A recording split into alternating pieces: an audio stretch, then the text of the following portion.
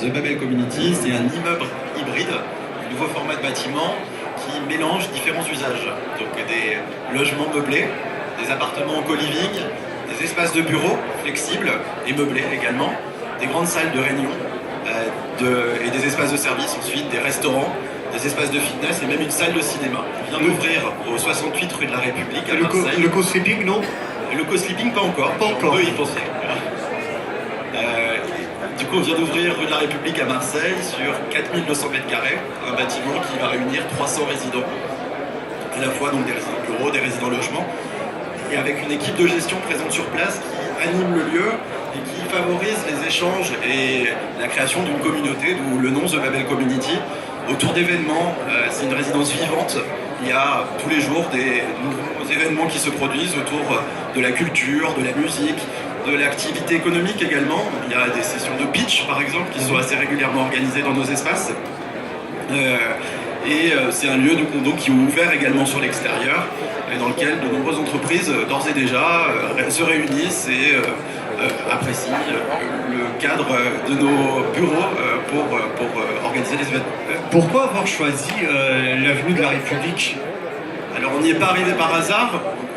Axis, donc notre société, est déjà présente depuis de nombreuses années. Parce qu'elle est décriée quand même, hein. Elle est décriée, l'avenue de la République. Elle est un peu décriée, effectivement. Enfin, elle est un peu décriée du point de vue commercial, même si c'est en train de changer profondément ces derniers mois, on peut le dire. Donc le quartier de la Joliette, on le connaît très bien. On a 2 résidences déjà en exploitation.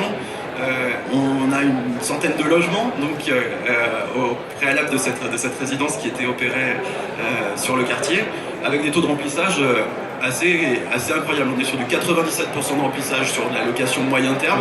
C'est des appartements, donc des gros taux de rotation qui, malgré ces gros taux de rotation, qui occasionnent habituellement une vacance technique, sont pleins toute l'année. Du coup, l'implantation de la rue de la République nous a paru complètement logique. C'est central. C'est voilà, central. C'est un axe, tout à fait. D'une part, c'est central, mais c'est un axe qui est juste à côté d'un centre d'affaires important, tout en étant dans un tissu urbain logique pour l'implantation résidentielle. C'est-à-dire qu'on a une continuité urbaine qui est forte, et par ailleurs, on est extrêmement bien connecté, c'est-à-dire qu'on a une très bonne desserte autoroutière, on a des transports en commun qui sont présents sur place, on a le tramway, on a les 2 métros qui sont accessibles, on a des parkings, d'immenses parkings. Au pied de notre résidence, on a un parking souterrain de plusieurs centaines de places.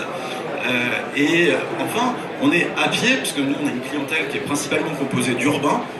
La majeure partie de nos locataires n'a pas de voiture.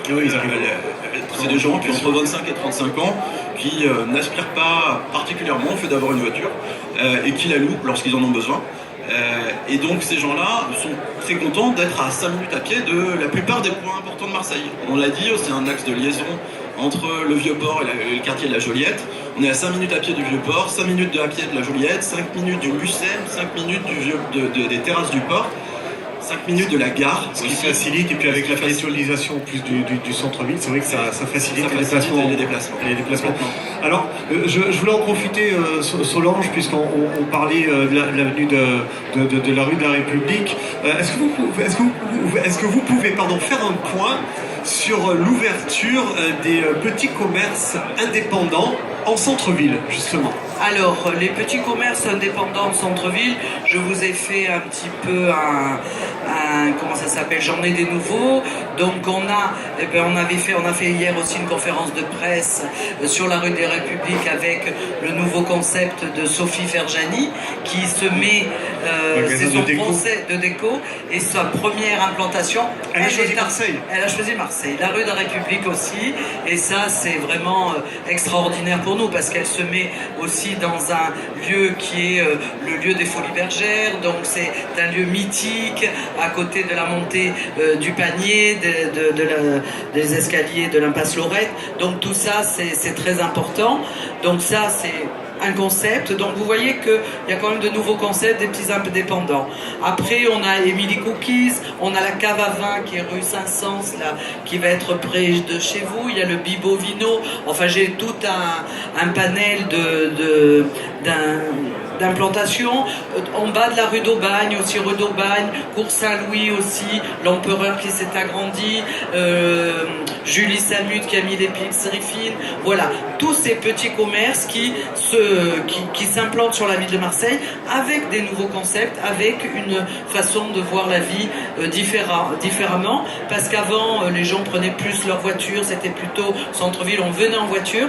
Maintenant, sur le centre-ville, on consomme, on travaille et on a besoin de ces concepts, j'allais dire, hybrides et qui permettent de vivre sur place et avec un bien-être. Oui, voilà. Alors, tout ce que j'avais à dire. On a fait un point justement sur les petits commerces. Moi, je vais rebondir sur les centres commerciaux, justement, notamment